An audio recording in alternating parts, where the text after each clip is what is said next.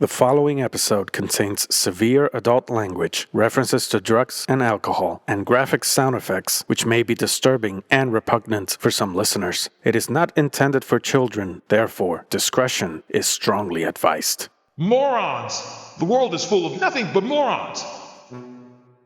Those were the words of a man who has spent a lifetime paving his way deeper into his own inferno. We don't choose to be born, and yet we're expected to be good, go to work, pay our bills, and repeat the same bullshit cycle in a world that is only getting worse every fucking day. His name is Lester Morgan, an alcoholic obsessed with pornography, junk food, and an unbending indifference towards existence.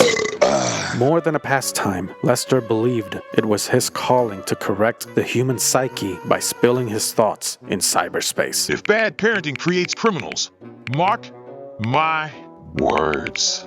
Today's kids will become the Nazis of the near future. Whether it be in forums, comment sections, blogs, wherever, he had an unfading belief that he was placed in this world to become the prophet of the century. Black people are so fucked up. They'll never live up to Martin Luther King's dream. His posts would get the usual responses like, "Fuck you!" or, "Were you dropped on your head when you were born?" and even good wishes. "Brother, you could use a good blowjob right now." Assholes. But those who read or responded to his rhetoric had no clue about his living conditions. This was a man who rented a room in a knackered apartment owned by Sergeant Kernow, an ex-army veteran who had turned into a narcotics dealer. To pay the rent, Lester became his delivery boy. Drug traffickers are real heroes because they bring to light how fucked up society is. However, by the age of 40, his irresponsible malnourishment began taking its toll on his health. Oh shit. Sending him frequently to the bathroom.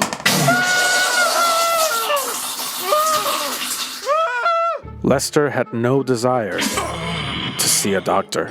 Instead, he spent hours on the toilet. What? How much longer you got me in there? Give me a break. Been feeling sick all week. Well, you ain't the only one with an anus in this place. He didn't care if he had taken possession of the only bathroom in the apartment.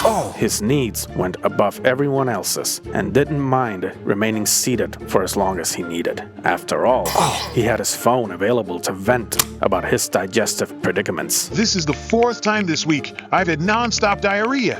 The government and corporations are poisoning our food to get rid of us. It's a pattern I've noticed happening with other people too.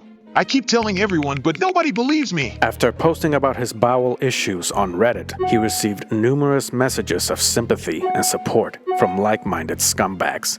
Except one, a particular user who identified himself as Chad Bro. Hail you, sir. Corporations and the government have no blame. You probably eat tons of crappy food and drink so much just so you can't feel anything. That's why you can't get away from the toilet. Lester could have blocked that user and moved on to something else, but no. Hey, fuck you!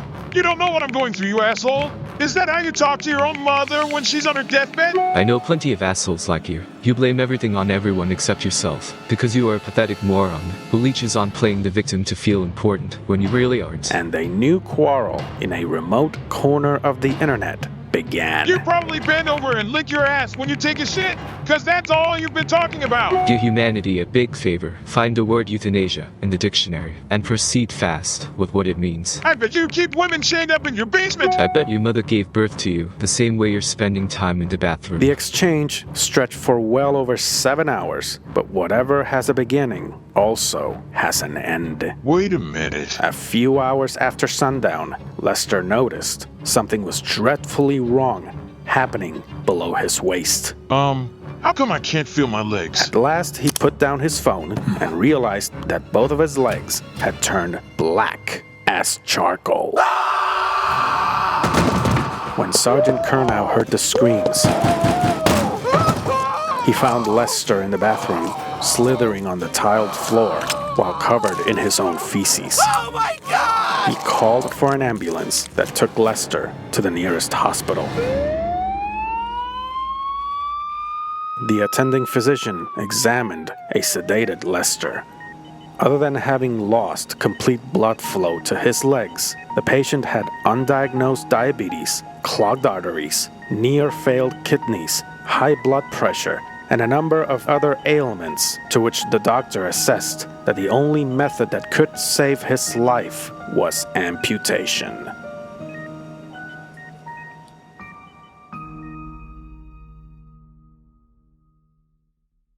This was The Idiot Who Lost His Legs, a Fiction Madness production, written, produced, and edited by yours truly, Don Luis Zavala.